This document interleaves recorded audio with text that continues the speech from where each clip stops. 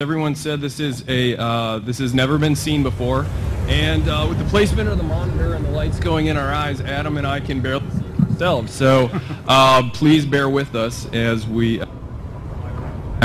just using the force here. All muscle memory. All muscle memory. Well, I don't have any muscles, so that's a problem for me. But as you can see, what we have here is.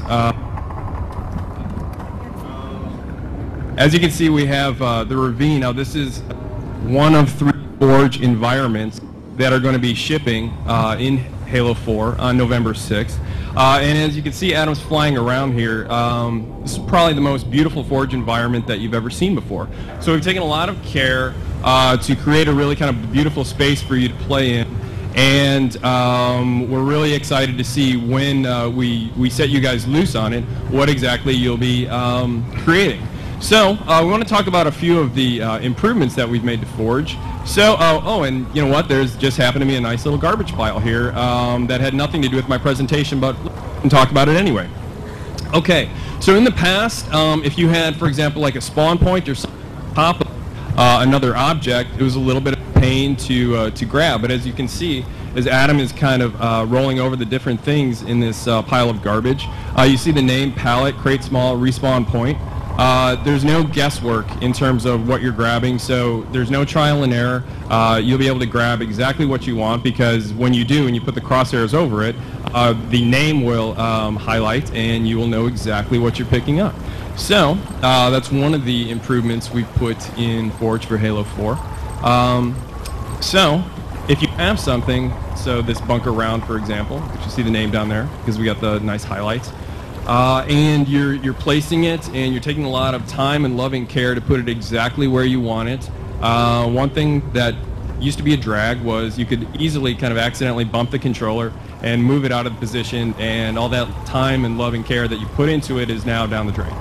But if you have it where you like it, like Adam does here, we've given you the to lock it. So, that's right.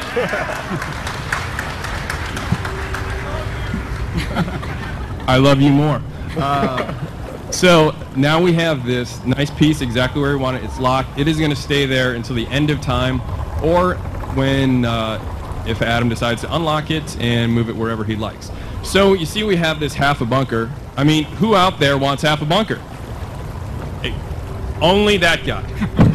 You, out of here, security.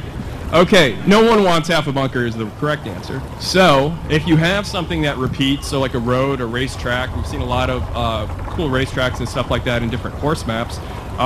If you have something that you want to repeat, now we've given you the ability to dupe it.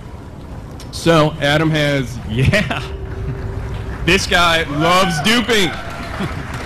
Okay, so Adam has duped the base, and he is getting it lined up, and you know, sometimes it used to be a little bit of a pain to get things exactly lined up if you bump the controller and then the axes were kind of screwed up. So you've spoken, we've listened, and we've created a magnet system. How do magnets work?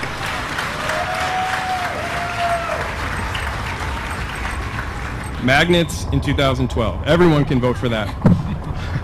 Okay, so if you enable magnets and you put 2 pieces together, like Adam's doing here, the bridge really easily magnetize. Jimi Hendrix is back. The pieces magnetize together, fit together seamlessly. So if you're going to build something like a bridge here, you can build it. This used to take, I think we timed it, and I think it was 9 years to build a bridge. Now it's taking under 9 seconds. So that's a huge improvement. So if you're building something, a racetrack, a bridge, a wall, something that repeats, you just can keep duping and magnetizing and build what you wanted to build in a fraction of the time. So less focus on actually the mechanics of building, more on the actual creativity. So we built a couple things. We're liking it. And now let's talk about how it looks. So if you take a look at the both half of base round, bunker round that we've slapped together here, take a look at the lighting. This thing looks like it is high noon. This also is a kick-ass Halo map. Ooh, Halo joke. Nice. It looks bright. I mean, it's practically glowing. So if you're in a low lighting kind of situation and you would have something that looks like it's on the center of the sun, it kind of sticks out like a sore thumb. But if we go into player mode now, boom, dynamic lighting. Okay, so, yeah, give it up for dynamic lighting.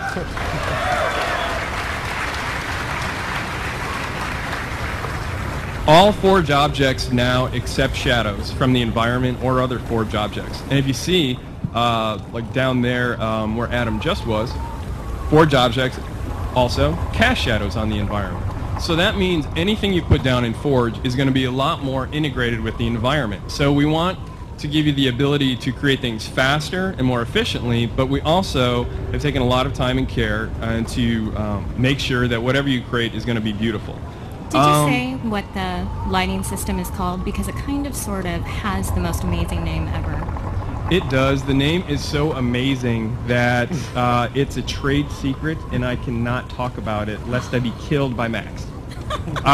It is a very long, multi-syllabled lighting system that I personally am not smart enough to talk about. I know what it does, but it has the word probe in it.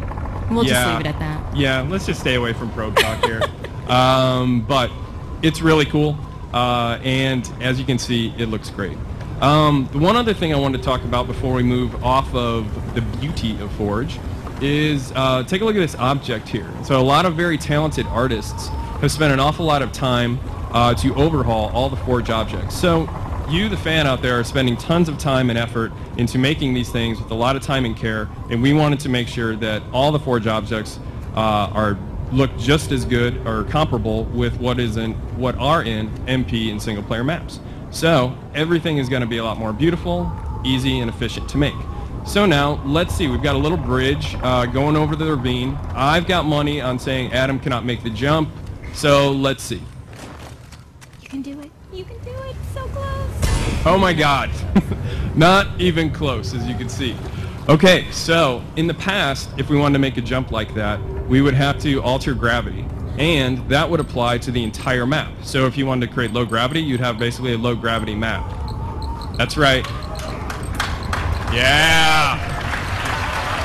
Yeah! I mean, you guys are so smart, I don't even need to tell you what's going on here.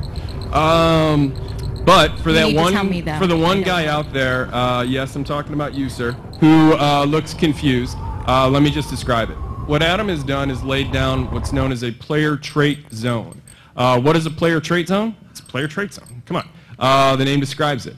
In that little zone that he's made, which he scaled to just really the size of the bridge, you can affect the Spartan's traits. So let's say speed, jump size, or jump height rather, damage absorption, a lot of other things. And so now with that trait zone laid down, let's see if he can now make the jump. Oh yeah.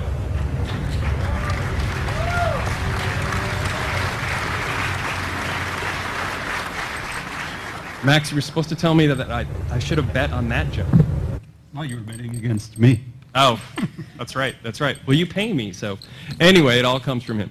Anyway, so we easily made that jump with the player trait zones, and we're really fired up because we think, in addition to a lot of the other improvements, we're really fired up to see what you, the fans, are going to create with these new player trait zones. Okay, so we're going across the other side now, and oh, okay. We made it easily, but unfortunately we did not stick the landing in Mary Lou Retton or Carrie Strug's fashion, depending on how old you are. Me, I'm old school, so he didn't pull a Mary Lou Retton, and we got to do something to change that. Okay, so we can easily lay down another player trait zone, and in that zone we can do something like either overshield when he gets in there, or damage resistance, and alter how much damage he can take. Invulnerable. I have a feeling that he is going to make the jump now. I know, it's like ESP. So, let's see. Max, double my salary if he makes it. Okay, good, done. Nice, okay. See